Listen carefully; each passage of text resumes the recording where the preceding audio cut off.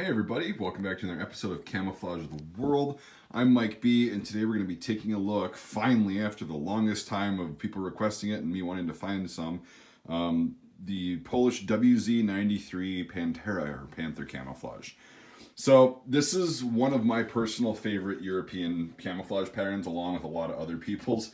And this particular thing, the field jacket, or yeah, I know you Polish guys have got the name for it, and you expect me to know it and be able to pronounce it. No, I guarantee you with US field gear, you guys come up with some nickname for it in Polish, so I'm just going to call this a field jacket.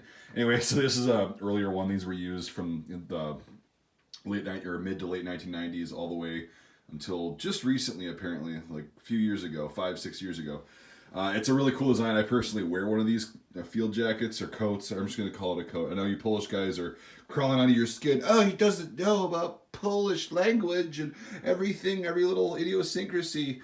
And yeah, I know. I just have to give you guys shit because you guys are relentless when it comes to being perfect on all the terminology and all that stuff. So, all right, enough of that now. But anyway, yeah, so I wear one of these personally in the winter. You don't even need to, I just wear it with a t-shirt. It's that warm with the liner in it. But we're not going to really talk about the jacket. I do have them on my website, Wz.93.com. Shameless shill. But anyway, yeah, go check those out and get one for yourself. They are worth every penny. And now we're going to actually talk about the freaking pattern. So sorry I got sidetracked there. I just love this. I love this coat. Anyway, so you can see this pattern right here is kind of reminiscent of some earlier patterns if you're a camouflage junkie. If you're not, this is reminiscent, kind of, when you first look at it, of the 1960s/70s Polish, what we call petals or fingers pattern. That was actually designed off of the Russian or Soviet, what is it called? The MKK pattern. I don't know how to say the words in Russian, but it was basically the amoeba pattern that you probably have seen or heard about, that some of the engineers and other specialized troops like airborne troops wore. So it's kind of an influenced pattern off of an influenced pattern. So, but it's really a good, effective pattern. So that's why they use it, and it's actually still in use today with all Polish armed forces and border guards and interior Ministry of the Interior troops and all that stuff. So it's definitely still in use. They've tried to replace it a few times with a pixelized pattern, but it just works fairly well, and it actually looks really nice as far as like a European woodland pattern. So yeah, after the Soviet Union kind of went to shit, they decided to kind of get with the times, and they're one of the most kind of hard hitting, hard charging Eastern European countries who actually wanted to get involved with NATO and pay their fair share and get all their gear updated after the Soviet occupation, basically. And they were very successful in doing that because their stuff looked pretty modern at the time in the 90s. This camouflage pattern is no exception. It brought them from these kind of weird, like the rain pattern and the worm pattern, I guess it's called, to the, late 20th to 21st century. And they were able to keep up on par with the Western countries with a really sweet looking camouflage pattern. And this one is actually, I'm ranting about the history of it a little bit, but you want to check that out. There's plenty of information out there. So we'll get to the actual design of the pattern. So we've got a black, reddish brown, olive drab kind of pattern, and it's on a khaki background. So this is actually going to be your background color. So you've got this green. This is a little bit faded, but it looks somewhat new, and it actually works well when faded. As a lot of patterns get lighter. This one actually just kind of blends in with itself more. That's what I've noticed. So you've got this reddish brown. It's kind of it's a pretty typical Eastern European color. This greenish color, and then the khaki with the black to darken it up. Very interesting pattern, very cool. They do have a desert variant that I made a video on a while back. You can go check that out. I'll try to put the link in the description, but I might forget.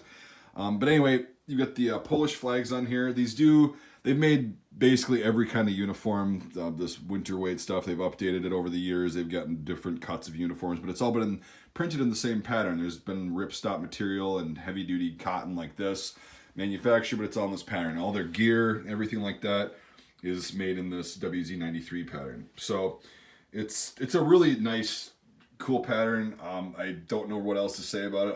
I love this pattern of field jacket. This is one of the best. It's got 1, 2, 3, 4, 5, 6, 7 pockets. Plus it's got little zippers back here that you can access your undergarments or your pants or whatever underneath your winter layer. And I think it's got an internal pocket too. It's just insane. Shoulder epaulets, all that stuff. Yeah. Again, if you can't tell, I know I'm pretty redundant, but I absolutely love this. I'm getting ready to head outside in the frigid cold and put this thing on. So, not this one in particular, because mine's a little bit more faded because it actually fits me. But yeah, anyway, so the Wz.93 pattern is a really sweet pattern, and it's got a lot of history and lineage to it. It wasn't just one of these that was kind of designed. There was a lot of thought that was put into this, I think. Because they did take an older pattern, but they said, okay, how do we adapt it to look modern and actually work in the field? And I think they managed to do that. And it's one of my favorite European woodland patterns, just for its effectiveness. I can't wait till someday I'm able to get the regular field uniform, like the ripstop uniform, to sell in my surplus store, so I can grab a set of this and do a camouflage test outside. Anyway, thanks for watching, everybody. I really do appreciate it. I'm going to keep going with this series. It's almost indefinite. I'm going to try to get some more rare patterns. This is actually not an easy pattern to find in the United States, which is unfortunate. Hopefully that changes soon, but as of right now, these are about all you're going to find, unless you order it, piecemeal from Europe and pay out the ass for shipping and whatnot. But again, I'm a retailer, so I like to get tons of these things, and I got a pretty good deal on them, so I was able to pass it on to you for this. But hopefully in the future we get more stuff, and maybe I'll do another video on the actual field uniform, like the combat shirt and the blouse and all that stuff. So anyway, all right, I'll stop rambling. Thanks for watching, everybody. I appreciate it. If you consider becoming a supporter on Patreon to support the channel, most of this stuff I either sell in my store or fund out of pocket, but your Patreon support really does help to get some of the more rare patterns that are like, $100 for a shirt. That's something I really can't afford to do out of pocket. But anyway, so become a Patreon supporter. It's $1 a month, $12 a year. If not, I get it. That's cool. I just appreciate you watching. If you have any questions, I'll try to answer. And I also know people who know a lot more than I do about this, so I can point you in that direction. So thanks for watching, everybody, and we'll see you on the next episode of Camouflage of the World.